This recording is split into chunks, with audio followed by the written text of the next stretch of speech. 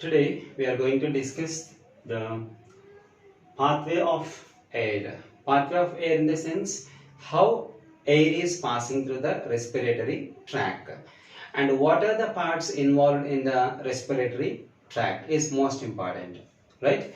And here it is a respiratory system is also a system that every system how it is made up by some organs. In the same way, respiratory system is also made of some organs, and it starts from the nostrils, nasal cavities, pharynx, larynx, trachea, bronchi, bronchioles, and these are some parts of the respiratory system, and finally the lungs. Okay, and how the air can pass through the each part and what happens while air is passing through the each part. Okay, the first we will go with the nasal cavities. Sorry, nostrils. Nostrils are the natural openings of the respiratory system, and these two nostrils can allow the air present in the atmosphere to pass through the respiratory tract. Right, when the air passes through the enter the respiratory tract through the nostrils, the next part is the nasal cavities. Nasal cavities or the two parts are present here, and there are two important things are located in the nasal cavity. The one is the hair inside the nasal cavity and mucous membrane. Right, the hair present inside the nasal cavity, it can filter the dust particles present in the air which can pass through. So that the hair present inside the nasal cavity is using as a filter. It can filter the dust particles present in the air, and it can allow the only pure air into the next part.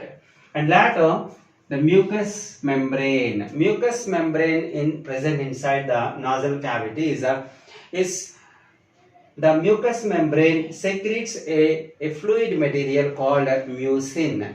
This mucin can do two kinds of activities. One is a little dust particles can able to stick to the sticky substance mucin secreted by mucous membrane, and also when air is passing through the nasal cavities, usually the air present outside the body is a little higher temperature than the body temperature.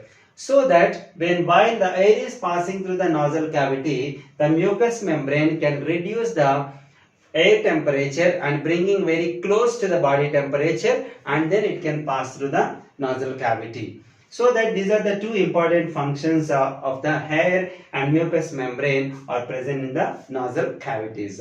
And later the air enter the next part, pharynx. Next part, pharynx. Right, pharynx is the common passage of respiration and digestion, in the sense of food and air, both the things they can be passed through the same region. Food also be passing through that, and air also can passing through the same region. So it is called pharynx is the common passage of food and air. And we can find a special structure in the pharynx is epiglottis. Epiglottis is a flat-like muscular structure, and this structure can channelize the air and food into their respective passages. Because air is also coming here, the food is also passing through the same duct, and when the both of them are joined here, the food and air they can be channelized and they can allow into their respective passages, and that particular function is done by epiglottis. It's a flap-like muscular structure, right? Later, the air enter the next part, larynx. Next part, larynx. When air enter the larynx, this is the structure. We can find a special kind of structures in the larynx. That's nothing but vocal cords. Vocal cords. Vocal cords. We can find the vocal cords in the region of larynx, right? And when the air is passing through the vocal cords, particularly when we are breathe out, the air can pass through the vocal cords. These vocal cords are just resembles the strings of the violin, and you know that when you vibrate the strings of the violin, they can produce a sound. In the same way, when vocal cords are vibrated due to the exhaled air, and they can vibrate and produce the sound. That is what the sound we are uttering, the sounds while we are talking, or we are singing, or while we are shouting. That the pitch of the voices depends on the situation, but the sound comes out of the mouth because of the vibrations of the vocal cords while we are breathe out. Later, the air enter the next part, trachea. Trachea, right? Trachea is the next part, and we can find it's a region of the neck. When you keep your fingers in the neck region, we can find a tube-like structure. This is what trachea, right? And this trachea is provided by a C-shaped cartilaginous bones. Actually, trachea is a tube-like structure. It's a membranous structure. It is prevented internally by C-shaped cartilaginous bones. The C-shaped cartilaginous bones are prevent the trachea from collapsing, right? And later, the trachea enter the continues as the next part, bronchus.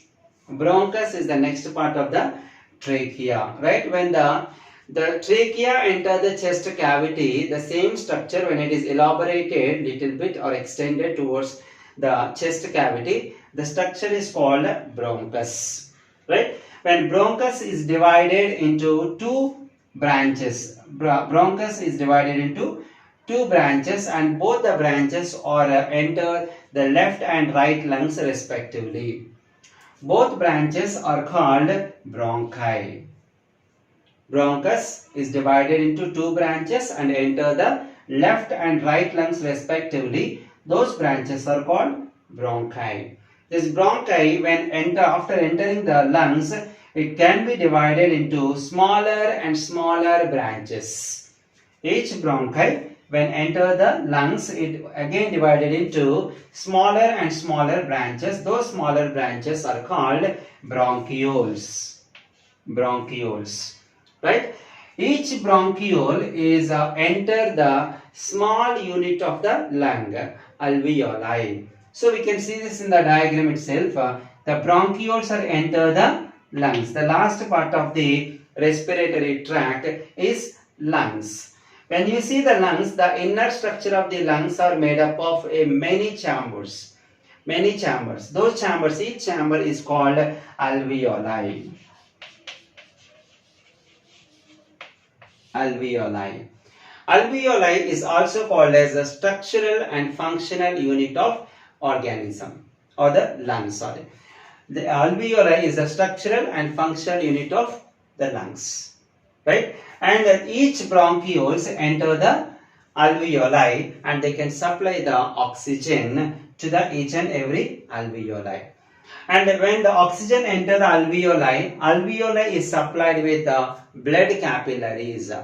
So that when oxygen enter the alveoli, from alveoli to oxygen enter the blood, and blood carry the oxygen to the each and every cell of the body, or indirectly the blood carry the oxygen from alveoli to tissues of the body. So this is what the pathway of air, how air is passing through the each organ of respiratory system.